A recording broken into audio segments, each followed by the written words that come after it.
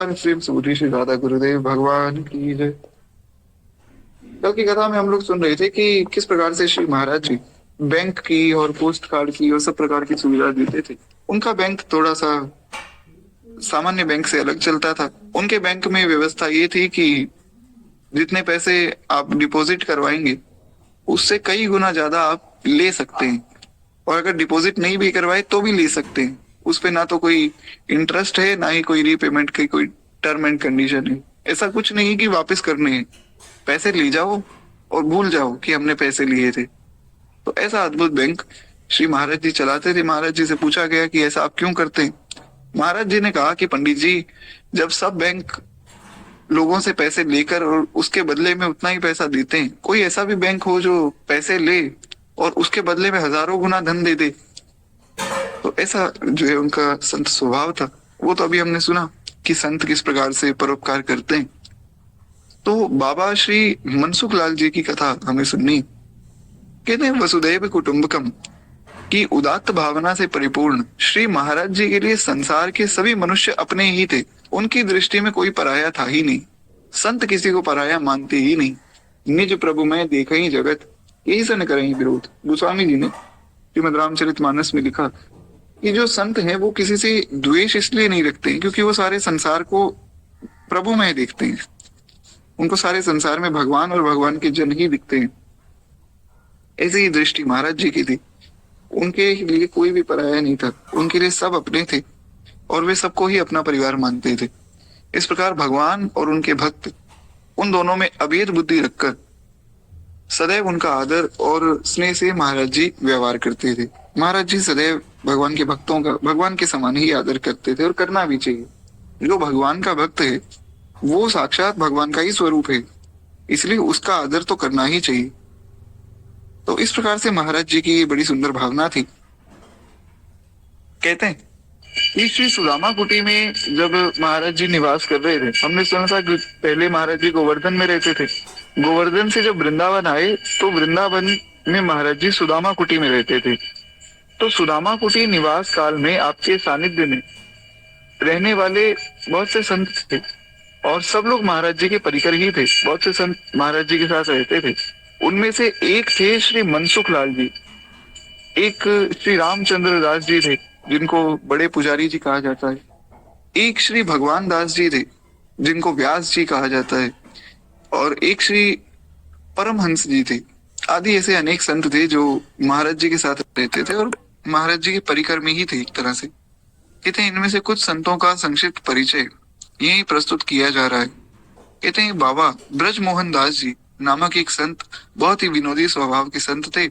वे सदैव स्वयं भी हंसते और सबको हंसाते रहते थे, और इनकी विनोदी जो ये प्रकृति थी उसके कारण रामायणी जी ने इनका नाम मनसुख लाल रख दिया था। रामायणी जी कौन है उनके विषय में हम पहले सुन चुके हैं। श्री रामेश्वर दास रामायणी जी जो चित्रकूट में रहते थे और श्री रामायण पर बड़ी सुंदर कथा करते थे। आप लोगों को याद होगा, हमने उनकी चर्चा पहले की थी कि रामायणी जी से किस प्रकार महाराज जी मिले और किस प्रकार जो है रामायणी जी ने भक्तमाल पर टीका लिखने में भी महाराज जी की सहायता की थी। तो एक तो ये रामेश्वर दास रामायणी जी और अन्य अन्य जो संत रहते थे वो सब मिलकर उन्होंने ये ब्रज मोहन दास जी का नाम मनसुख लाल रख दिया था, क्योंकि ये सबको हंसाते रहते थे। कहते हैं ब्रजवासियों को ये अपना परिचय कलयुग बाबा देते थे। कोई ब्रजवासी पूछता कि बाबा आपका नाम क्या है, तो कहते थे मेरा नाम कलयुग बाबा है। क्यों? क्योंकि मैं कलयुगी व्यक्ति हूँ, ढोंगी पाखंडी हूँ, इसलिए मेरा नाम कलयुग बाबा है। कहते हैं इसलिए वे लोग उन्हें कलयुग बाबा भी कहा करते थे। ऐसा अपना नाम उन्होंने प्रसिद्ध किया हुआ था। ऐसा लोग उनको ढोंगी पाखंडी नहीं मानते थे, वैसे उनको कलयुग बाबा कहा जाता था। कहते हैं बाबा मनसुख लाल जी बहुत ही प्राचीन संत थे। अतः अनंत श्री संपन्न श्री सुदामा दास जी महाराज बाबा को सतयुग बाबा कहते थे। सब संतों का अपना अपना भाव है। तो एक बार श्री सुदामा दास जी महाराज को पता लगा कि ये संत जो है इस प्रकार से अपना नाम कलयुग बाबा बताते हैं। तो श्री सुदामा दास जी ने कहा कि देखो, हम आपको कलयुग बाबा नहीं कहेंगे क्योंकि आप तो भगवान के भक्त हैं और इतने अच्छे महात्मा हैं, तो इसलिए आपका नाम आज से सतयुग बाबा तो सुदामा दास जी उनको सज्जुग बाबा कहते थे। एक ही संत हैं, उनके अनेक नाम हैं। वास्तविक नाम तो ब्रज मोहन दास है। प्यार से उनको कलयुग बाबा, सज्जुग बाबा और मनसुख लाल जी कहा जाता था। कहते हैं कि बाबा का बालवत निर्मल स्वभाव था और सबको प्रिय लगने वाली इनकी वाणी थी। वे कई बातों में विलक्षण थे। उनकी बातों का कोई पूर्वापर संदर्भ नहीं होता था, अतएव उसे समझना सबके लिए संभव ही नहीं था।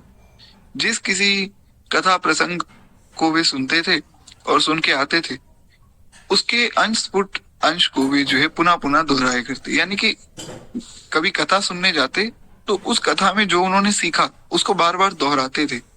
ये कथा सुनने की विधि है, पहले कथा सुनी जाती फिर उसमें मनन किया जाता है। तो वे ऐसा बार बार दोहराकर मनन करते थे। और वे दिन में कई बार यमुना जी का स्नान करते, और त्रिकाल यमुना स्नान तो करते ही थे। मन किया तो कभी 5 बार यमुना स्नान कर लिया, कभी 10 बार स्नान कर लिया। प्रायः नित्य ही श्री वृंदावन की परिक्रमा करते। कार्तिक, अगन, वैशाख, ज्येष्ठ और माघ, इन सब महीनों में नियम पूर्वक परिक्रमा करते थे। बाबा मनसुख लाल जी अपने ठाकुर जी की नैवेद्य सेवा भी करते थे। तो नैवेद्य सेवा जब करते थे भगवान की, तो उसके लिए इन्होंने एक बहुत छोटी सी सिंगड़ी अपने साथ में ही रखा करते थे। उस सिंगड़ी में मात्र कुछ 4 या 5 कोयले आ सके, इतना ही स्थान था, कोई बहुत ज्यादा स्थान नहीं था। तो छोटी सी वो सिंगड़ी, और उसमें भगवान का भोग बनाते और फिर उसको भोग लगाते, फिर प्रसाद पा लेते। बस उसी से बाबा का सब काम हो जाता। भोग के लिए कटोरी में ही जो है पकौड़ियां बना लेते, तथा अपने पाने के लिए गिलास में चाय बना लेते। बस ये 4 ही चीजें उनके पास थी, और कुछ भी नहीं रखते थे अपने साथ में। बाबा को जब कहीं से कोई 100-200 रुपए की दक्षिणा प्राप्त होती, तो आप जो है श्री महाराज जी के पास आकर जमा कर देते। हमने कल की कथा में सुना था कि महाराज जी का बैंक था, और वो बैंक केवल संतों और बटुक ब्रह्मचारी विद्यार्थियों के लिए ही था। तो बाबा मनसुख दास जी महाराज जी के पास आते, कहते कि देखो महाराज जी, ऐसा है कि मुझे तो ज्यादा हिसाब किताब आता नहीं, मैं पढ़ा लिखा तो हूं नहीं। तो आप ऐसा करो, मेरा खाता आप अपने पास रख लो, और जब जब मुझे धन की आवश्यकता होगी सो मैं आपसे ले लिया करूंगा। तो महाराज जी उनके पैसे रखते थे। उसके पश्चात जो है आवश्यकता पड़ने पर प्रत्येक शनिवार एवं मंगलवार को, उनका ये नियम था कि हर एक शनिवार और हर एक मंगलवार 2 दिन पूरे हफ्ते में हनुमान जी को वो चोला चढ़ाते थे। हनुमान जी को चोला चढ़ाया जाता है, उसमें सिंदूर है और उसमें प्रसाद के जो लड्डू हैं, ये सब चढ़ाकर हनुमान जी को अर्पित किया जाता है। उसको कहते हैं चोला चढ़ाना। तो कहते हैं कि इन्होंने महाराज जी को यही कहा हुआ था कि महाराज जी, मुझे जो है ज्यादा पैसे तो नहीं चाहिए, बस शनिवार और मंगलवार को हनुमान जी को चोला चढ़ाना होता है, तो उसके लिए बस कुछ आपसे मुझे 50 रुपए चाहिए हर हफ्ते। तो महाराज जी से विद्रव्य लेते रहते, ये क्रम चलता ही रहता। बाबा ने जो है द्रुत गमन की अवधि में उनकी क्षमता थी, यानी कि सरल शब्दों में कहा जाए वो बहुत तेज चल सकते थे, या ऐसा कहा जाए कि वो एक जगह से दूसरी जगह बहुत तेज पहुंच सकते थे अपने योग बल से। जैसे यहाँ संकल्प किया कि चलो प्रयागराज पहुंच जाए, पहुंच गए, ऐसा उनमें ऐसी क्षमता थी। उनकी ये विशेषता सबको विस्मय में डाल देती थी। सब सोचते थे कि महाराज जी इतनी जल्दी पहुंच कैसे जाते हैं, कि वृंदावन की परिक्रमा मात्र 40-50 मिनट में पूरी कर देते थे, ऐसी उनकी गति थी चलकर। और कहते हैं उनके साथ चल पाना औरों के लिए संभव था ही नहीं, क्योंकि वो बहुत ज्यादा तेज चलते थे। बाबा की चाल ऐसी थी कि जैसे पवन का झोंका हो, कि अभी यहाँ है और कुछ देर में 1 किलोमीटर दूर पहुंच गए। कभी मन में आने पर वे पैदल ही मथुरा निकल जाते। मन में आया कि चलो भूतेश्वर महादेव का दर्शन करें, तो द्वारिकाधीश मंदिर का भी दर्शन कर लेंगे, तो पैदल ही गोवर्धन चले जाते। गोवर्धन परिक्रमा करके बरसाना, प्रेम सरोवर, नंद गांव आदि का दर्शन करके कोसी के रास्ते वृंदावन वापस आ जाते। तो वे अपने अपनी मस्ती में रहते थे और किसी से कुछ मांगते नहीं थे, किसी से कुछ लेते भी नहीं थे। हाँ, स्वयं भगवान की कृपा से जो मिल जाए तो उसको बस वे महाराज जी के पास आकर जमा करा देते थे, यही उनका नियम था। और हनुमान जी को हर शनिवार मंगलवार बढ़िया सुंदर एक चोला वो चढ़ाते थे। कहते हैं इस प्रकार से यह अनुमानित लगभग लगभग 250 किलोमीटर की यात्रा, इतनी बड़ी यात्रा को बाबा केवल एक ही दिन में पूरा कर देते, चलकर, अपने पैरों से चलकर 250 किलोमीटर की यात्रा को चलते चलते एक दिन में पूरा कर देते और फिर वृंदावन आ भी जाते। ये बड़ी विशेष बात है। कहते हैं यद्यपि ये बात जो है सहसा सभी के लिए विश्वास करने योग्य नहीं है, क्योंकि लोगों को लगता है कि ये तो सब झूठी बातें, किंतु बाबा मनसुख लाल जी की जो ये द्रुत गति है, ये सिद्धि, इसका प्रमाण अनेक जगहों पर मिलना है और मिलता है, और साथ में विश्वास करना भी पड़ता है, क्योंकि आज भी ऐसे बहुत से संत हैं जिनमें ऐसी सिद्धियां हैं। तो इस प्रकार से बाहर से अटपटे कार्यों को करते रहते ताकि लोगों को लगे कि ये बाबा तो पागल व्यक्ति है। तो क्या लोग फिर उनके पास जाते नहीं। अब देखिए महाकुंभ चल रहा है, महाकुंभ में बहुत से संत आए,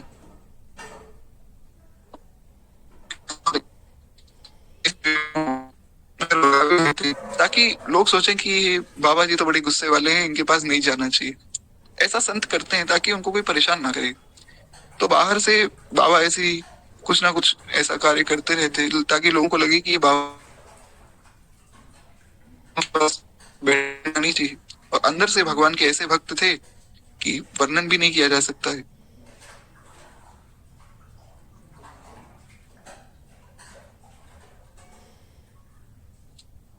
भगवान का दर्शन नहीं हुआ, और आप तो बहुत अच्छे से भगवान का भजन करते हैं, आपको तो कम से कम दर्शन हुआ ही होगा। और हुआ था तो फिर कैसे हुआ था, क्या हुआ था, सब बताइए।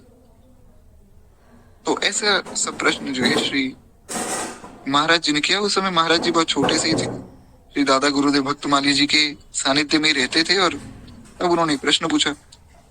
तो बाबा ने कहा कि हाँ, मुझे प्रत्यक्ष दर्शन हुआ, आप ब्राह्मण हैं और ब्राह्मण जो भगवान का ही स्वरूप है, इसीलिए मैं आपको ही सत्य सत्य बता रहा हूँ। सुदामा कुटी में श्री ठाकुर जी को रात्रि में पंखा जलते समय मुझे उनके ललित त्रिभंग स्वरूप का दर्शन हुआ, और तब से सदैव भगवान मेरे साथ ही रहते। उसके बाद भगवान कहीं गए ही नहीं, भगवान हमेशा ऐसे ही मेरे साथ रहे। ये कहकर बाबा बालक के समान बिलक बिलक कर रोने लगे। बहुत देर तक उनका ये रुदन चलता रहा। श्री मनसुख लाल जी महाराज जी के प्रति अतिशय श्रद्धा रखते थे, महाराज जी को अपने गुरु स्वरूप में मानते थे। कहते महाराज जी की चर्चा करते करते उनके नेत्रों में अविरल अश्रुपात होने लग जाता, और आप कहते हैं कि हम धन्य हैं जो हम श्री महाराज जी जैसे महापुरुष का सानिध्य हमें प्राप्त हुआ। ऐसा अद्भुत मनसुख लाल जी का भाव था। तो ये मनसुख लाल जी जब आते थे, हर हफ्ते में आते थे 2 बार। वैसे तो दर्शन करने बहुत बार आते थे, हफ्ते में 2 बार पैसे लेने आते थे। ये हनुमान जी का चोला चढ़ाना है मंगलवार और शनिवार को, तो पैसे दे दीजिए। तो इनके पास पैसे का कोई साधन तो था नहीं कि हर महीने में 250 रुपए दे दूंगा या 300 रुपए दे दूंगा बैंक में। जितनी दक्षिणा मिल गई उतनी जमा करा देते। तो कई बार पूछते कि महाराज जी मेरे खाते में अभी पैसे हैं ना। तो महाराज जी क्या करते थे कि जो पैसे इनके खत्म हो जाते थे उसको फिर डेबिट साइड में लिख देते थे, यानी कि ऐसा लिख देते थे कि ये पैसे और आ गए, यानी कि 250 रुपए उन्होंने दिए, वो खत्म हो गए, तो 250 अपनी तरफ से महाराज जी जोड़ देते और जोड़कर दिखा देते कि देखो भैया आपके अकाउंट में तो बहुत से पैसे पड़े हैं।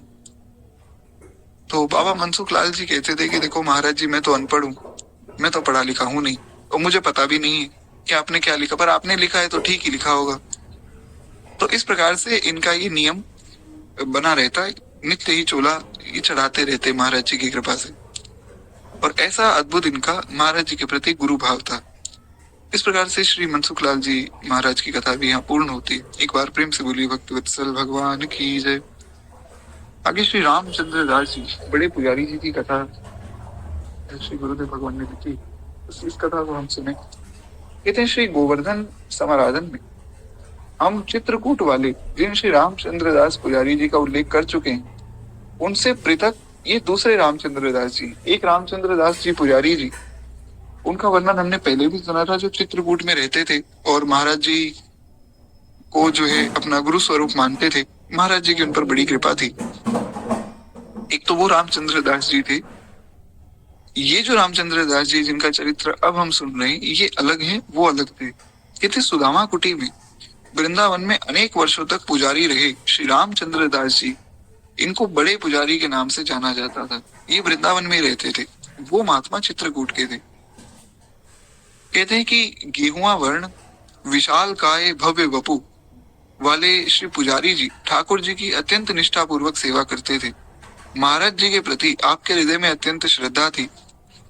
और सेवा पूजा के अतिरिक्त समय में, यानी कि सेवा पूजा तो करते ही थे, साथ में जो समय बच जाता उस समय में आप जो है महाराज जी के पास चले आते, कुछ ना कुछ सत्संग की बात सुनने, कुछ ना कुछ भगवान की बात सुनने के लिए।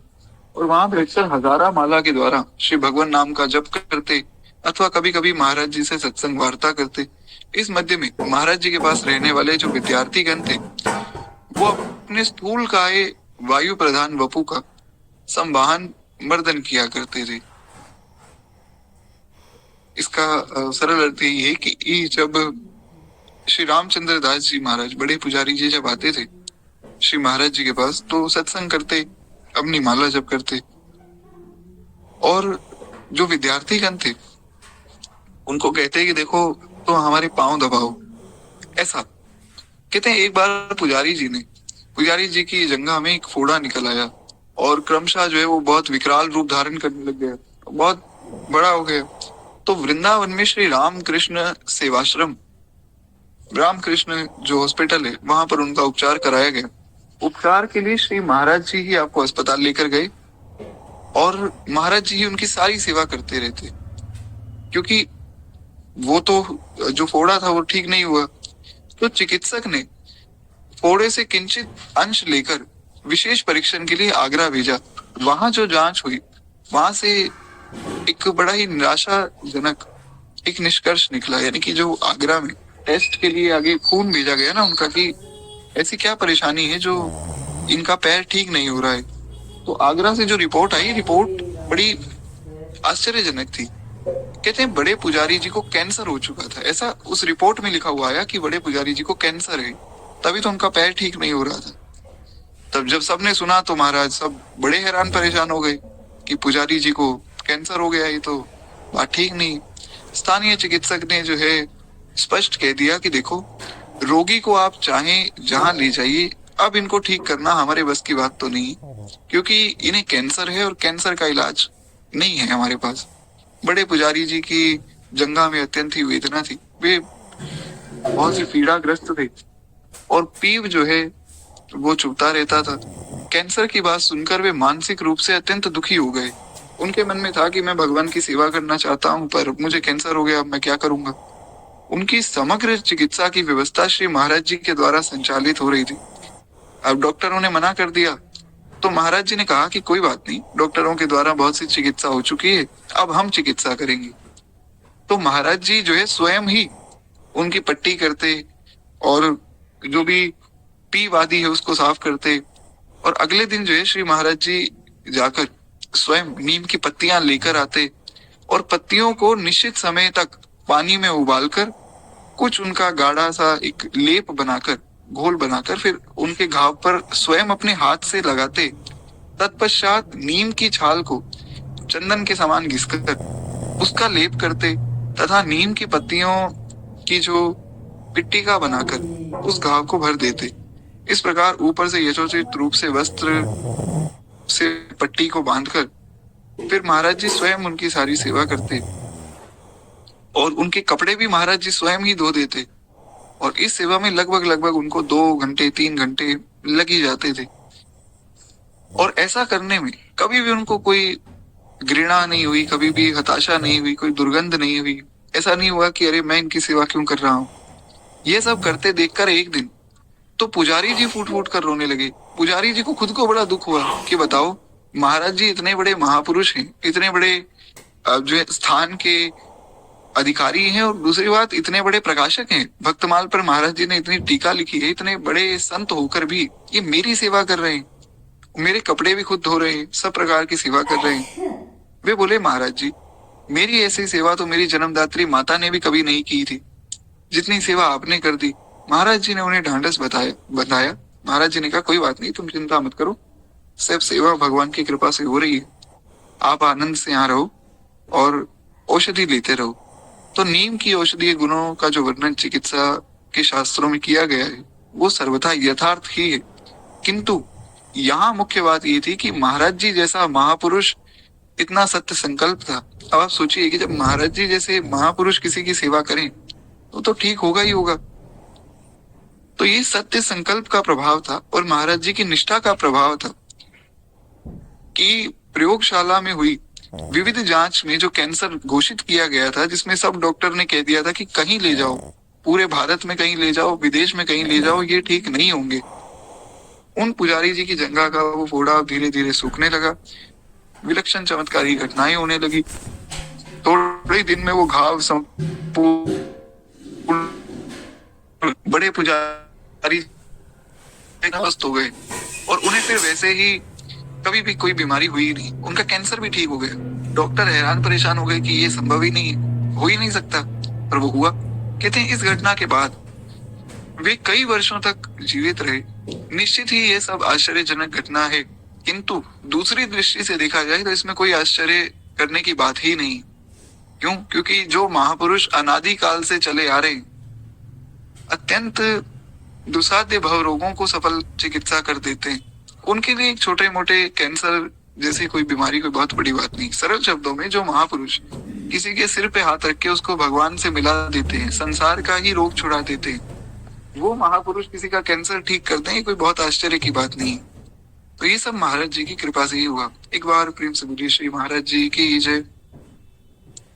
तो इस प्रकार श्री बड़े पुजारी जी की और भी 2-3 कथाएं हैं। एक छोटी सी घटना बस हम और सुने, उसके बाद फिर वाणी को विश्राम देंगे, बाकी कथा हम कल सुन लेंगे। कहते हैं कि बड़े पुजारी जी को जब कभी गोवर्धन परिक्रमा लगाने की इच्छा होती तो उसे जो है महाराज जी के सामने व्यक्त करते, महाराज जी उन्हें लेकर गोवर्धन जाते, दोनों मिलकर प्रथम दिवस जो है राधा कुंड में एवं अगले दिन फिर पूछड़ी की परिक्रमा लगाते। इस प्रकार से 2 दिन में पूरी परिक्रमा पूर्ण होती। और इससे जो है इस प्रकार एक बार पूछड़ी जतिपुरा की परिक्रमा लगाते समय एक विलक्षण घटना घटी। इस घटना से महाराज जी के आंतरिक स्वरूप का प्रकाश वहां हुआ, क्योंकि महाराज जी बाहर से तो सामान्य वेश में रहते थे, अंदर से महाराज जी इतने बड़े लोकोत्तर महापुरुष हैं ये किसी को पता नहीं लगता था। पर वहां जो है भगवान की दया से, भगवान की कृपा से महाराज जी का स्वरूप प्रकट हुआ। अब वो लीला क्या हुई वो हम कल की कथा में सुनेंगे, क्योंकि ये एक बड़ी लीला है तो इसमें थोड़ा सा समय भी चाहिए, और वैसे ये लीला हम पहले सुन भी चुके, तो कल थोड़ा सा विस्तार करके हम इस लीला को सुनेंगे। आज वाणी को विश्राम देते हैं।